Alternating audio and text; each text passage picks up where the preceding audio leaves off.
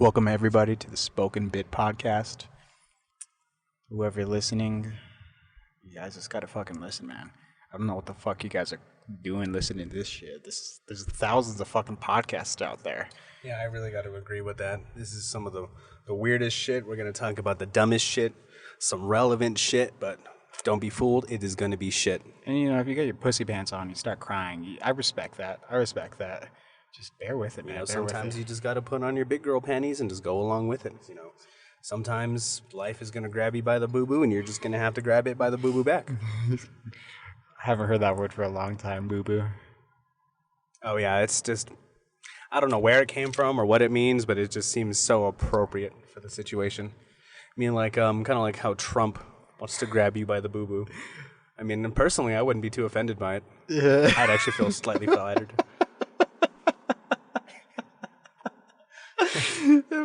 I mean, I love the guy's policies.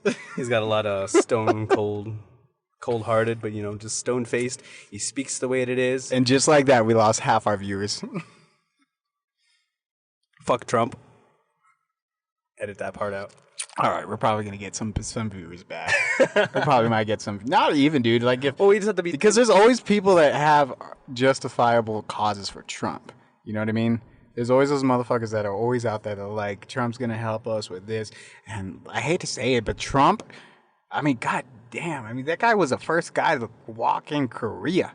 I mean, you can't dismiss that. He said some stupid shit, but like, he fucking was able to walk on Korea. That is pretty monumental. I mean, for the last 50 to 60 years, we've been doing nothing but sanctioning the shit out of these countries, especially North Korea, and you got places like South Africa.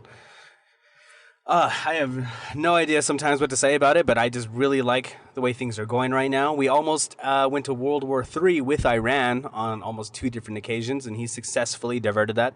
Unlike a couple other presidents, namely one, Obama, who further continued our involvement in Afghanistan. Just like that, we lost the half of viewers that we got back. I mean, no, this show is nonpartisan as well. I'm neither a Democrat nor Republican. I don't personally follow anybody too particularly, but I do find certain discrepancies between both parties. I mean, Trump himself has some great policies, but he also does have a ton of weaknesses. Mainly his lack of scope in a lot of ideas and central technologies that he has. He has a lot of, intelligence and maybe experience in the business side of things. But, you know, when you try to run a country like a business, you're going to have business things going on, like an increase in the wage gap. You're going to have a lot more poor people. You're going to have a lot more immigration. Dude, I was worried. I was reading someplace. I was talking about how North Korea. It was on New York Times, and it was talking about like how North Korea, essentially, in a way, legally gets supplies and trades with other countries. Oh yeah, and it was weird. It was really weird because like we have sanctions. The premise went like this: there are sanctions against countries that the United States will impose on certain products if they make some trade deals or whatever with North Korea. And North Korea mapped out those and found out which sanctions they need to avoid. But it was so methodical. And so they routed, like, for example, and this is hypothetical to kind of illustrate what the thing was talking about. It would find these countries, and if one country had something they needed, they'll send it to an unsanctionable country from the United States, unsanctionable one, and it's just a weird check play game. And it's, you know what? Like, those guys, I kind of understand. You just got to know who to work with at that point. I mean, like, it's the same thing kind of going on with Israel and their whole crusade against anti-Israel people who are anti-Semitics and people who want to endorse the whole boycott Israel. I mean, it's practically illegal to boycott Israel now in the United States of America. It's practically illegal to say anything against anybody who is not a Jew. It is, in fact, a little bit crazy. I mean, I myself am not and anti-Semitic. Just like that, we lost half our viewers. I do love the history. I do love the Hebrew people. I love the culture. I love their women. Not to be too sexist. There's a lot of. It's hard not to offend people nowadays. Hey, you gotta put on your. Especially when you put the broad. Panties. Come on, dude. I was like Jordan. You know Jordan Peterson? Yes, exactly. That nigga is my idol. And he's my idol because he brought up. They were about to legally impose that or something like that. Legally impose like individuals paying respect by calling people by some pronoun of their choice. Mm-hmm. And Jordan Peterson said no. That is illegal. Not because he said screw free speech. I mean that was in his argument. Mm-hmm. But he also said, you know what, when you want to voice your opinion, you're going to take the blind risk of actually offending individuals. That's exactly what it is. And I think maybe towards the opposite sense. I mean, if you're restricting people's speeches and taking away the right to say certain things, even if it is hate speech, it still is a free speech. I mean, you can't just take away people's rights to say what they want. That would just totally create a dystopian environment where you had one line of talk, one line of code. And it just doesn't make sense for our country that we live in, which is the United States of America. A place with the freedom to say and do what you want, to create your own future. It's crazy. It's crazy, like just the amount of people that don't understand or just don't know what that means. Because like I was watching some documentaries that went into China, and those guys have like. The way the journalism was putting it is that there's cameras everywhere. And I was talking to some of my friends. I was talking to my friend about that. My friend who came from there. And she's like, yeah. She said the same thing coming from China. And like she says it's just normal. It's just normal. Mm-hmm. And you don't realize, like, if you're born in that freaking environment, you just kind of got to watch your word. Totally. You got to watch your word. And nowadays, like, we're broadcasting like this, like able to speak your voice and just put it up on some platform. Do this shit in another country, you're putting a target on your head. I mean, if we were to say anything towards transgender people or gay people or anybody in the LGBT environment or even anti-Semitic, anti-immigrant in Canada, you would be liable to be put in jail. You know what's weird though? You know what's weird is like the shit that pisses people off makes the media. Like it's so weird. Controversy is king, especially when there's journals. I mean, even the premise here with our current broadcast. There's this book called what was it called? Give me a second. My brain's processing what it was. Remember, trust me, I'm lying. Yeah, trust me, I'm lying. And it talks about this journalist. He's really a marketer. He's really just robbing something. He's a badass. And he figured out, and he actually broadcasted it and made beautiful examples of like why angry shit pisses us. It makes the media, and it pisses us off. Like there's something innate within us. At that point, it's a visceral reaction. I mean, once you piss someone off, you clearly have their attention more than they would be if they were bored or just I talked to my aunt about this. And I'm reading his book and talking to her, we came to this little conclusion, right? So when you piss someone off, like psychologically, when they're mad and stuff like that, it takes a lot. It takes a lot to tame yourself. It takes a lot to tame yourself to hear it and actually respond and not get angry, all right?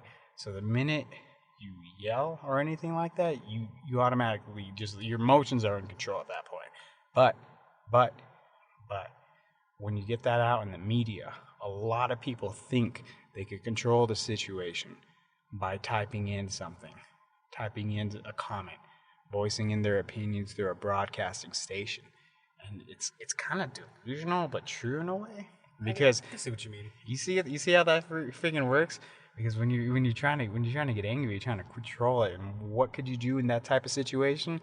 You type a comment, and that dude. You gotta rationalize it. That's how any normal person. So maybe this whole broadcasting might get us some more views. But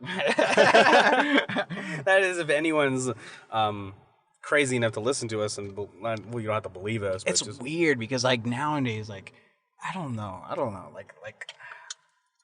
It's like the media is a weird fucking thing. The media is just a weird machine that just feeds bias itself. I find in the media these days. There's a ton of bias. I mean, back when Vice News first came out, I loved a lot of their early journalism because it was so raw. It didn't have the bipartisanship it had now. They had the balls. Yeah, they had the balls to do a lot. They They went to places, they did things, they talked to crazy people. It was awesome. They got shot at, they got blown up. It was great. Did you they see watched that? people do drugs. It was fun. Nowadays, they talk about the most ass backwards things. I'm not saying the LGBT community is ass backwards, but following the LGBT Just like community that, we while lost half our there's shit viewers. happening across the country it really doesn't seem relevant or productive in any way. I mean, one of the recent stories I saw that Vice News did was they were talking about social credit. Have you heard about the social credit in China? I've never heard of social credit. Okay, so apparently in China they have a whole they're doing like a pilot system of this thing called social crediting, where you are given points and credit on how well you are as a person, whether or not you pay your bills, whether or not you're helping other people, or whether or not you're a criminal or doing other things. If you steal something, or if you're behind on your bills, or if you don't help another person in need, then they'll take away credits from your social credit. Apparently the way it works is you start with 1,000 points. And the penalties are, if you are below 950 points, you're restricted from taking the train. So it restricts some of your freedoms. If you go down below 900 points, you're not allowed to take out a loan or get a bank account. It's a system that really, it's trying to counteract the culture that China has now. I mean, in China, we see so many videos coming out every day about them children being run over by trucks, and people not stopping for people in the streets, people falling over and doing insurance scams. It's rampant in China, and they're trying to fix that through the social credit system. What's nuts, dude? I remember hearing these. I remember in Spain. I remember in fucking Spain, where there were these two individuals I was talking to. One was from a province of China, and the other one was from a different province. The difference between them was like phenomenally huge, and it's. One was like I would say they were more like culturally in tune with ancient stories, with just shit like that. And then one of them was just like, this is how policies are, and that gap between them was freaking huge. It was freaking huge. Like I remember one of them was astonished because they were like, "Yeah, this is how our culture was. This is how it was," and the other one was like, "This is what China's doing right now." You know what I mean? It's so freaking weird because China has a whole rural parts of the spectrum. country. It has the whole thing that's a really flashpoint right now is Hong Kong. Apparently, Hong Kong is trying to be reabsorbed into China. Currently, Hong Kong is a part of China, but they're currently under a British rule set. So Hong Kong is China, but in a sense, legality, it is really not China. And there's a lot of things that happen in China that are not allowed in Hong Kong. Like in Hong Kong, the one city and the one small, minuscule province, probably the size of a mid-sized American town, is that it has democratic laws. You're able to have free speech. You're able to have free market. Well, in the rest of communist China, Xi Jinping's government is trying to continually oppress people by restricting freedom of speech almost to the point where it's tyranny. In Xi Jinping China, it's people being killed, executed, and just disappearing flat out for voicing their opinions. People have been killed over creating programs to allow people to be more social. It's such a weird system because you got different systems out there. One system, and it really comes down to where the system values what to maintain a type of order they're going for. And it truly makes you appreciate our freedom of information. I appreciate that's the thing I appreciate. I appreciate the amount of freedom of information that could be brought to an individual when they search it, when they deliberately search it. And and there was a point I think in 2000, at least for me, 2009 to 2008 to all the way to 2015, where it didn't become specialized. As in, when I used to type in a search engine, it didn't really bring me to a specific thing based on my other specific interests. It talking kind of the brought me, algorithm? yeah, like that. They like that's more targeted now, and it's almost like it's keeping us in a type of sphere. Oh, yes. It's the advertising and actually, Google has a bias. I've actually learned recently that Google is, in fact, a biased platform. And the search engine I use currently is DuckDuckGo.com, which is a fantastic search engine. It doesn't restrict any other platforms. But the reason I know Google is a biased platform is because of the many articles that are coming out. And they're iterating that if you look up a certain taboo topic or even a controversial topic, it will lead you to sites that it is endorsed by, that is lobbied for in its corporate circles, rather than giving it to people who have more relevant information, yet they might be from a smaller, almost less reputable source. That's why I like broadcasting. Like one of the reasons to bring about an extra voice to the saturated information out there is to add another fucking point of view to people.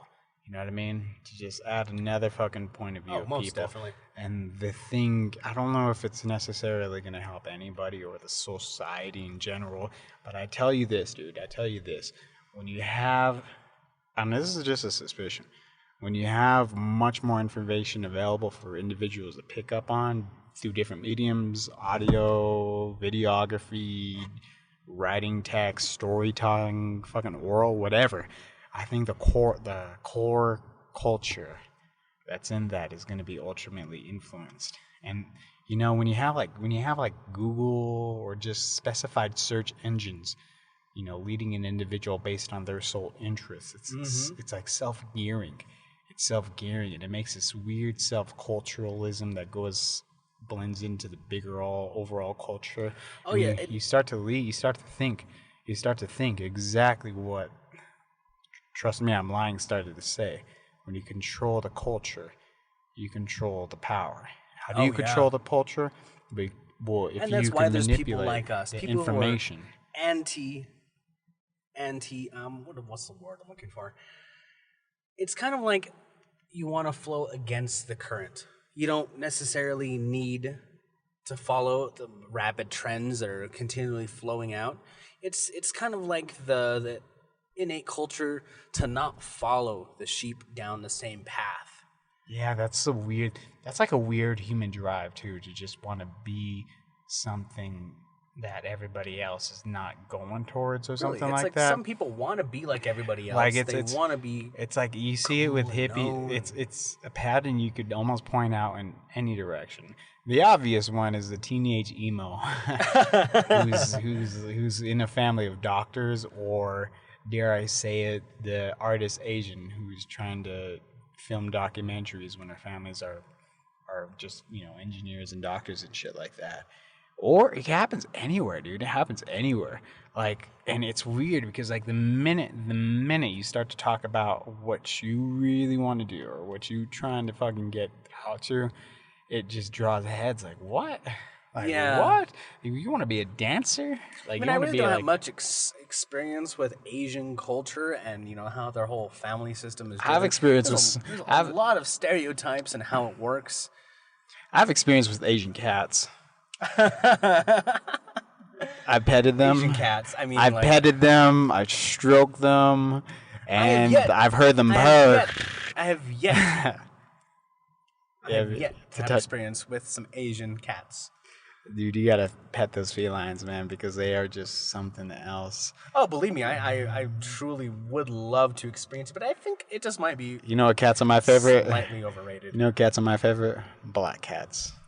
Oh. I love me some black cats. You know, I'm really allergic to cats, so I think the only cat I would truly, truly love would be a hairless cat. Those hairless cats. Those hairless cats. Those Egyptian hairless cats. I know they go for crazy amounts of money, but that'd probably be the only one I'd have in my house. You into those expensive cats, huh? Oh yeah. Well, not expensive. It's just more of my personal comfort and personal health. I mean, if I'm allergic, I'm gonna get sick. I'm gonna have a stuffy nose. You don't know. You don't want to stuff a nose when you get to the cat. No. I'm gonna be playing with the cat. He's gonna be chilling. She's gonna be chilling. Well, with my cat, you gotta be careful because like when you put your face to their face, you just gotta move that hair around, and then you find that skin. Then you find that skin, and then after that, you just cuddle it. You know what I mean? Make it purr. Make that bitch purr, man. Some black cats are dirty, bro. Like, my black cat's fucking dirty as fuck. I don't particularly like black cats. I mean, there's a whole stigma towards black cats. Where the fuck did that come from? I just don't like black cats. Dude, I heard some fucked up shit today. I heard some fucked up shit. No, I heard some fucked up shit the other week. I thought it was funny because, I'm trying to get all my cats. I have 3 to go outside, but then some housemates, they're like, no, because if this cat goes out, it's gonna get stolen. It's a rare breed, and you know what? They got a freaking point. But then you got another cat who's like not a rare breed, and you got my black cat, and like I'm like, yeah, you got a point. Like nobody's gonna steal black But the cat needs space. You can't keep an animal enclosed. I think that's how my other cat got stolen. Like when I was living back, I think like a couple years ago, like 10 years ago or something like that, I used to have this black cat. His name was Tartuff. It was a cat I had when I was going through middle school all the way to high school. And like out of nowhere, that cat just kind of got stolen. That cat just kind of got taken out. That's horrible. There's some black trucks coming up to us. Yeah, I do see. I'm part of a Facebook community page, a crime watch page, and I see that trend happening. A lot of these pets getting stolen. I mean, living in this society, I understand people need. What page is that called? It's Metro Crime Watch, and yeah. it's. I just usually use it when I get bored with anything else. I just kind of want to see what's going on through the city, see whose faces, we know a lot of people, so you see someone you know, then you're like, hey, I know that guy, and you just go to his Facebook profile and laugh, haha, loser. Oh my gosh, man. Like, I think it's funny nowadays because, like, you just see some of your high school friends just on the news or just on Facebook doing. And it's not even on the news for anything good. It's for, like, you remember Big B? You remember Big B? The Big B was on that shit, dude. Yeah. I read his article about Big B. Like, Big B was up there. And I was not even surprised when how many times have you seen him on the... I only seen him... He's only been on it once. Yeah, just once. I've only seen him there once, and like the fucking thing he fucking did, I was like, "Are you fucking serious?" Yeah. Like that's. It's not the way. It's not the crime. It's like how you get caught. It's like how you got caught. You got caught in the most comical way ever. But I think the one that was really significant that I saw recently was Matt. Did you see Matt? Yeah. Yeah. He caused over that thing was $500,000 worth of damage, being a drunk idiot. Rolling up fake blunts with receipts and grass, lighting them on fire, and then tossing them into a river area that is known to be dry. That's not... There's this weird paranoia. I don't think a lot of us have, but I have it. I definitely have it. It's like when I'm in a bosque. Like, there's a couple times I wanted to, like... Oh, mine is just being fucking scared of finding myself on the internet. Like, mine's actually starting the fire, Like, starting the fire. Oh, yeah. Like, just starting that fire. Because, like, it's so... It's just something you can't control. And, like, when you... It's the... you could have sex without a condom, but, like, fucking smoking in the forest, in a dry forest... No, you don't do that. You can't be smoking in the forest. You will go to jail, buddy. How come there's like no stories of like some individual? Well, all we got is Smokey the Bear to just be like, hey, don't Smokey the Bear. I know I haven't seen a lot of PSAs, especially in the local news or on the internet or anything. I mean, there's been a lot of PSAs about drunk driving and doing certain things, but I haven't really seen a PSA about fire. Well, we've actually had a couple good years where the monsoon season has been wet in the ground, so we really haven't had to worry a lot about that. I mean, earlier I traveled up to Colorado, and then last year around this time I traveled up to Colorado for a camping trip, and we could not find anywhere to grill. They had grilling spots at the campsites and whatnot, but you could not grill anywhere because of the high fire restrictions. And I went up there a few weeks ago, and there was tons of people. Everybody was doing everything. It was great. I mean, I didn't have the money to stay there this time around. I was kind of disappointed. I was there for a trip, but it was just... Oh, it's so much better. You know what I think is going to happen, dude? Like, this is just a hunch. This is my gut talk. But I think a lot of people are going to, just like the people down south are moving up, I think the same thing's going to happen with New Mexico, Arizona, and the lower parts of Texas. I want to move. Like, dude, I've been wanting to move to Colorado, too. Well, it's weird because, I was talking to my dear friend about this, who came to Spain with us, and, like, we were at their pad chilling, and it was like 100 and it's like 98 degrees, normal summer day, summer weather down here in the South. And we were like, we can't do shit. We have to stay inside. Mm-hmm. Like, we just have to stay inside because if we don't, it gets too hot. I'm like, yeah, you could be. People be out there like, you just bitches. You don't want to go out there. I'm like, yeah, but fuck, man. There's times you want to go out there just to have fun. Mm-hmm. Just to have fun. And nowadays, it's like, yeah. And on top of that, it's not like you go. It's so freaking hard to get transportation to places. Oh yeah. I've been really thinking about a road trip somewhere that it's like we truly need to finally do it. And we've gone to other places, done some other dumb things, but we truly need to go up there. You gotta get the fuck out of here. You know where I wanted to go? Area 51. Like, oh my god, are you gonna bring up that whole thing? Bad. No, dude, I don't even want to bring it out. I just want to go to it. I just want to go with because like get as close as possible legally, and just. It's a popular tourism spot. I've never been there, but I've seen a lot of videos and seen about it. But I don't know. Area 51. It's. I met this one.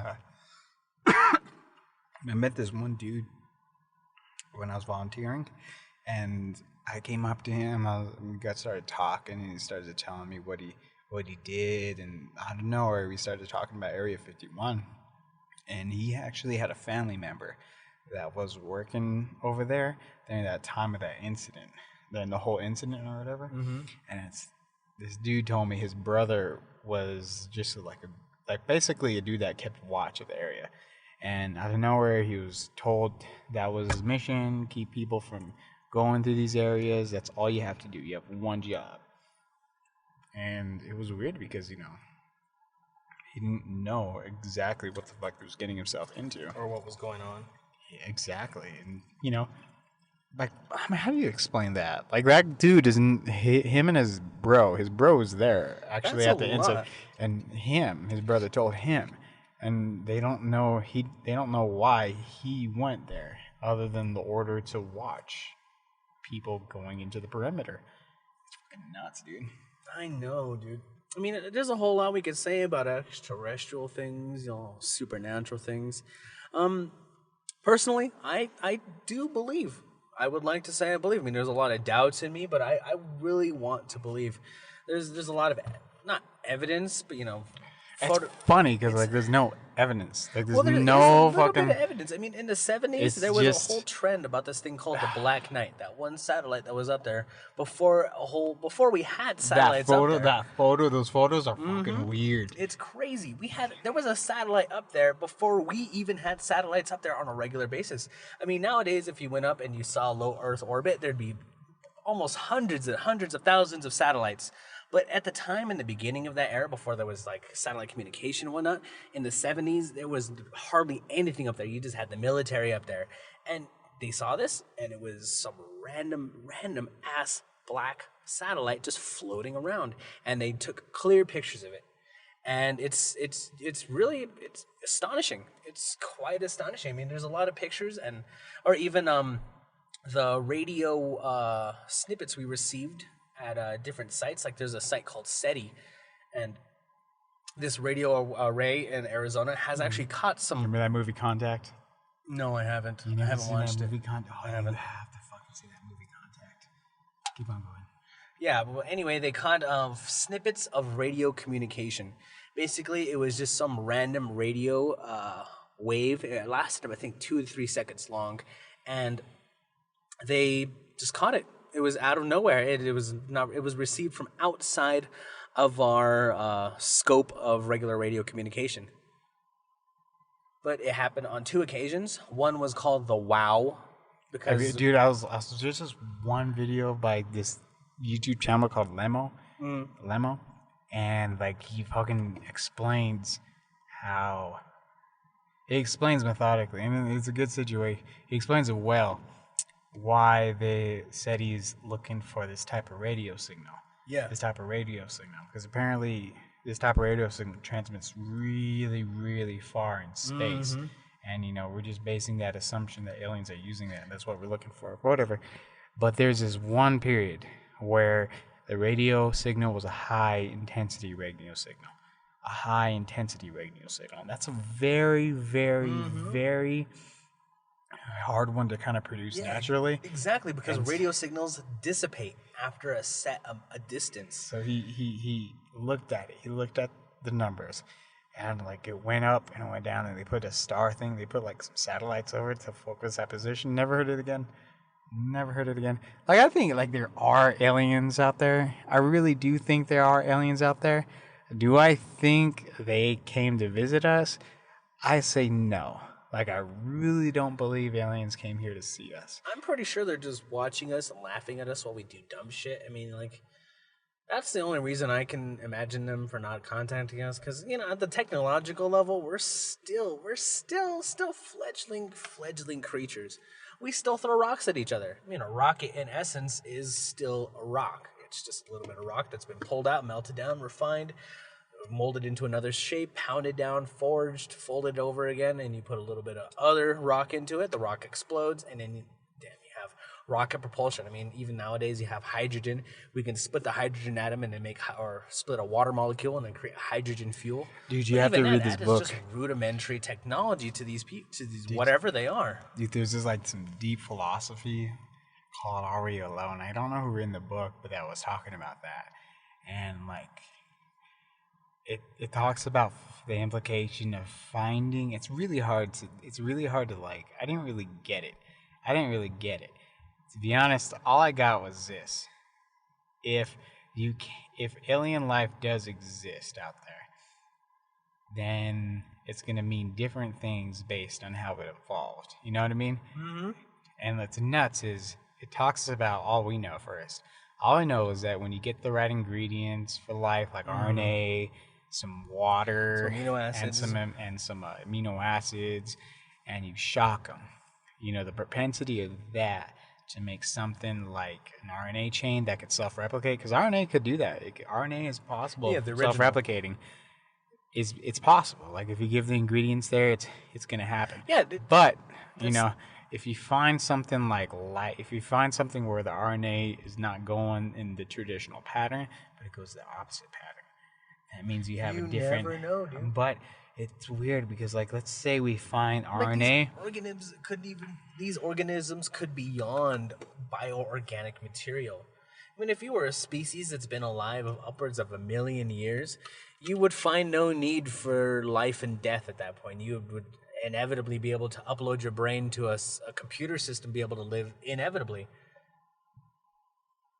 So at that point, I really think they might be bioorganic, they might not be, but then again, this is all just speculation. I mean, the seeds for life, you have a meteorite that has some amino acids on it, smacks into a random ocean, lightning hits it, boom, you got the right temperatures, the right environment, and then just by the luck of the draw, you got a little tiny cell that may or may not be alive. And then what they're looking for right now is proper exoplanets that are within the Goldilocks zone of their star. I mean, mathematically, there should be more, and we can't be the only one because of the amount of stars there are. We need some nerd to tell us about that Goldilocks zone, dude. We need some nerd to just be like, this. Well, do you know what the Goldilocks zone is? The Goldilocks zone was defined by us by a mathematical equation, by all these variables that we constructed to mean that life, by what we know it, could exist. By what we know, and the variable temperature we have. Think about like the term life, dude. When you think about the term life, you're still capping. Like if you use, think about it. Like in biology, there's these critical classifications on what life is. Mm-hmm. You know what? A virus does not fit that. Why does a virus not fit that? Because of one traditional thing. It could be waiting forever until the right conditions happen to it. Yeah, exactly. And if you look at the virus and you learn what life is first based on these biological classifications of what life is, you kind of seem to think that life is just like a virus. So when does life become life? It's nuts. That quotient. It's nuts. Like I go by this. Life is just a bunch of events influencing each other. Like that's it. It's just a bunch of events influencing each other. Pretty much. And like you could think of like life as being a cause and effect. Well, there's this one. I mean, there's if you think about cause and effect, then you determine it's already like preset, and that's just I don't know. There's something that just doesn't ring a bell. We could go like into that. the whole existentialism aspect of life, where did we come from?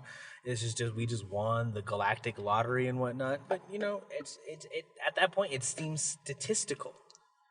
I mean, the way the universe, as they constitute it now, is continually expanding. So, in the future, millions and millions and millions of years from now, we are going to be further separated from our own sun. Our galaxies are going to be further separated from each other. That shit, like I'm so curious, like on how the fuck they figure out like how far our galaxies are, like That's insane. like I was That looking, is dude. I absolutely was looking insane. at this one video talking about this. Have you heard about the Great Attractor?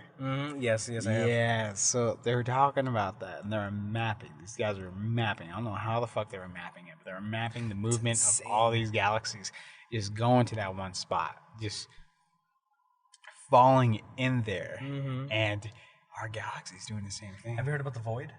I heard about the boys void, the fucking boys Well, void. there's nothing there. That's fucking I weird, can't dude. imagine that. There's just one spot that's just nothing there. Like Can you imagine being in there and you're just like, God damn it! I'm like 20% sure there's a cloaking system or something there, and there's a whole civilization that does not want us to see them. But then again, I mean, what are we gonna do with that information? We can barely. I kind of like we can barely get out of our own solar system. Can you? I wonder feeling what it would be like to be stuck in an astronaut suit in that void, and like you Oh my just God. try to look around. No matter where you look around, it's just gonna be black, just black. I would just hit my emergency morphine systems and just lay there. Just like try to, you know what, morphine and that being in the boy's void and morphine would be something. And then you just die. Because that's how it's gonna go down. I mean, like, have you seen the movie 2001: Space Odyssey? You told me about that. I'm such a It's fucking. a fantastic movie. And the last How long part, is that movie? First of all, it's about 2.5 hours long, almost 3 hours long. But the main that's a lot of focus. yeah, the main point I want to iterate is the final point is after he overcomes AI. Spoiler alert. He gets thrown into a hyperdrive FYI, you're supposed to say spoiler alert before it happens. beforehand. Whatever, dude. He gets thrown into he gets thrown dimensionally after he goes so fast. His brain doesn't know what to do with the information anymore, and he finds himself in his happy place, I guess you could say, and he looks over and he sees himself, and he's still in the spacesuit. And he looks over and he looks in a mirror or not a mirror actually, just another room. And he looks and sees himself, and he's older. And then he realizes it, and then he's that person. And he's standing there hanging out, and then he just looks over, and there's some old guy eating at a table. And he looks at the old guy looks at him, and then he's that person. He looks down again, and he's eating. And then he looks over to the other room, and there's a bed with an old man dying in it. And the old man looks at him, and then he looks down again, and he's that old man.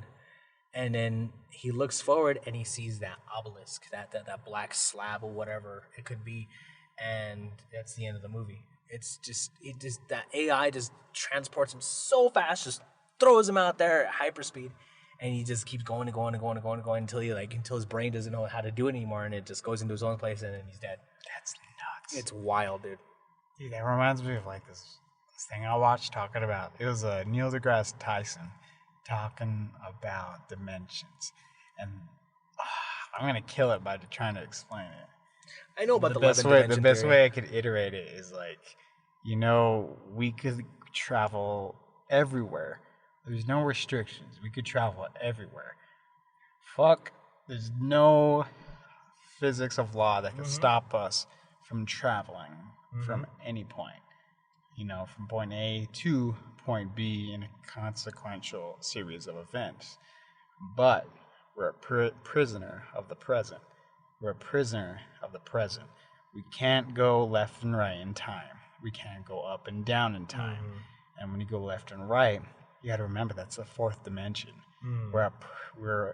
And it's so fucking weird how he says that. Like, I'll link it up after this conversation. But You have to see it, dude. Like the way he's talking, and like I'm thinking, like if you know that type of shit, like, and you just figure that out, because like he put his whole life, he put his whole life trying to figure that shit out. Into what we're doing now. I mean, you can't go fast enough to go past certain things. You have to be able to keep our bioorganic mass together. I mean, you could go to another star, but what happens when you die from old age and time dilation? If you go to the star and then come back, you have time dilation after sense, and then everybody. What if you're sent to go out to a black hole? You come back. Like, let's pretend you kiss your wife, right? Mm-hmm. I'll be back. Then you leave. You go to that black hole, like interstellar shit. Then you come back. And she's not gonna be alive anymore. It's gonna be your old. What if you come back at the right time where she's old and raggedy, dude? She's old and raggedy, and you just fit as fuck. Still singing those young antelopes, you know what I mean? And then there she is. There she is, right? So then, like, you go up to her, she's old and raggedy, you know? She's not that cat you used to pet earlier. Well, at that time, if you think of that way, then you weren't in love in the first place. I mean, I'm just saying you're petting that cat, and you feel some wrinkles. That's fine, dude. That's fine. All right. I mean, at that point, she's gonna die, so you kind of gotta do it. I'm saying, what if what happens if you pet that other cat, dude? Well, you gotta wait. Just wait a little bit. Patience is a virtue after all. You gotta he's gonna use the patience as a virtue card on this one. He's using the patience. That's what I'm saying, man. Oh, that's fucking perfect. You can't do that shit unless, patience is in fact a virtue. That's so weird. Thanks for tuning in, guys. I think we're gonna reach an intermission here. This has been David and Isaac with what was the name of the show again? Spoken Bit. The Spoken Bit.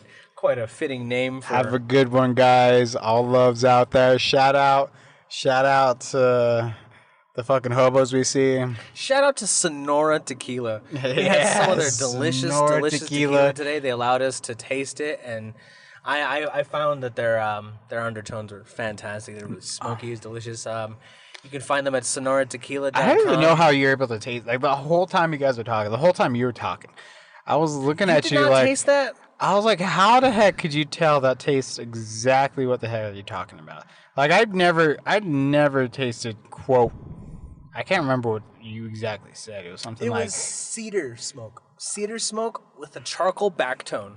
I smell cedar smoke, but I don't taste it. Dude, 70% of your taste is smell. That helps. That helps me taste what I smell. Yeah, dude. Sure. For real, 'cause, all right, I gotta go. Yeah, you guys have fun. Bye.